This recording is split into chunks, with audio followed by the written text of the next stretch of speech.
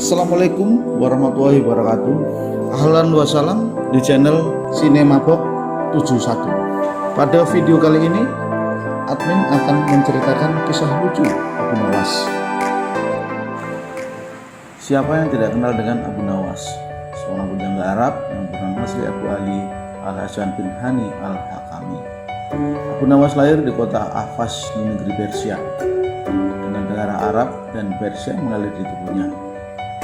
Lewat humor-humor yang jenaka namun mengena, beliau Abu Nawas sering mengkritik para penguasa seperti masa kekhalifahan Harun al-Rasyid. Kritik yang mengena namun dibuat jenaka itulah yang membuat sang khilafah tidak bisa marah namun bisa memahami apa yang disampaikan.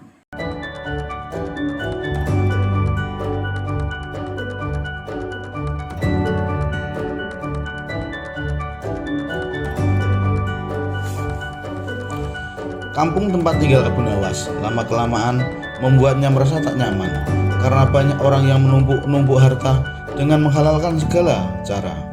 Otomatis hal itu membuat Abu Nawas gusar. Karena sebagai seorang ulama, Abu Nawas berpikir bahwa hal itu bertentangan dengan ajaran agama. Untuk menghentikan perbuatan buruk tersebut, Abu Nawas memutar otak mencari ide yang tepat untuk menyadarkan banyak orang. Setelah berpikir panjang, akhirnya ia menemukan ide cemerlang, yaitu ide sandal ajaib. Dengan mengambil peralatan sederhana, berangkatlah ia ke pasar untuk gelar tikar menjual sandal. Sandal ajaib, sandal ajaib, sandal ajaib, kata Abu Nawas berkali-kali menawarkan sandalnya di pasar. Sesaat kemudian, muncullah salah seorang pemuda yang melihat-lihat barang dagangannya. "Silakan tuan, mau mencari apa?" tanya Abu Nawas. "Saya ingin mencari sandal yang bisa merubah hidupku yang miskin ini," jawab pemuda itu. "Apa maksud tuan?" tanya Abu Nawas lagi. "Saya ini sudah lama hidup miskin dan ingin sekali kaya raya. Saya ingin membeli barang yang bisa memberikan saya keberuntungan," kata pemuda itu. Sejurus kemudian, Abu Nawas menawarkan salah satu sandal ajaibnya. Ia mengatakan bahwa sandal itu akan membuat penggunanya dari tak punya menjadi orang yang punya. Karena tertarik, pembeli itu akhirnya jadi juga membeli sandal ajaib dengan harga yang lumayan mahal.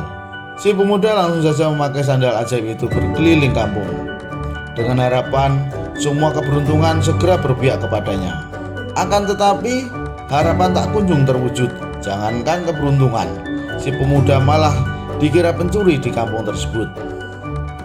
Untung saja para warga tak sampai menghakiminya. Karena merasa tertipu, pemuda itu kembali lagi menemui Abu Nawas untuk protes. "Assalamualaikum," sapa pemuda itu. "Waalaikumsalam." "Ah, ternyata tuan. Bagaimana kabar tuan?" tanya Abu Nawas. "Kabar jelek. Aku hampir ditimpa kemalangan gara-gara sandal ini. Padahal dulu engkau mengatakan kalau sandal ini bisa mendatangkan keberuntungan, bisa menjadi kaya dan terkenal. Tapi mana buktinya?" protes si pemuda itu. "Seingat saya tidak pernah mengatakan seperti itu tuan," sanggah Abu Nawas. "Saya hanya mengatakan bahwa bila tuan pada mulanya orang yang tidak punya, maka dengan membeli sandal ini tuan akan menjadi seorang yang punya.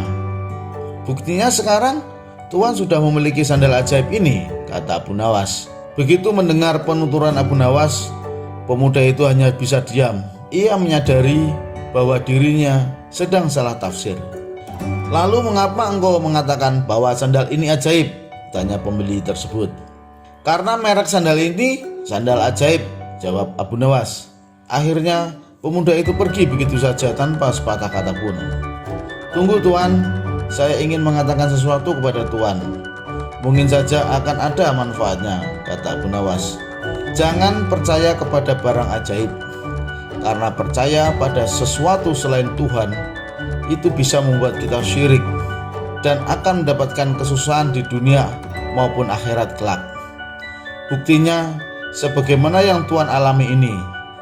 Oleh karena itu, segeralah bertobat kepada Tuhan," kata Abu Nawas. Mendengar penuturan Abu Nawas, Sepertinya pemuda itu menyadari kesalahannya. Ternyata banyak sekali hal-hal yang bisa membawa kepada perbuatan yang dimurkai Tuhan. Mulai saat itulah ia bertobat kepada Tuhan. Dengan segala kecerdikannya, Abu Nawas mampu menyadarkan orang. Semoga kisah Abu Nawas ini mampu membuat kita menjadi orang yang lebih bijak. Demikian kisah Abu Nawas. Semoga terhibur dan terima kasih. Wassalamualaikum warahmatullahi wabarakatuh.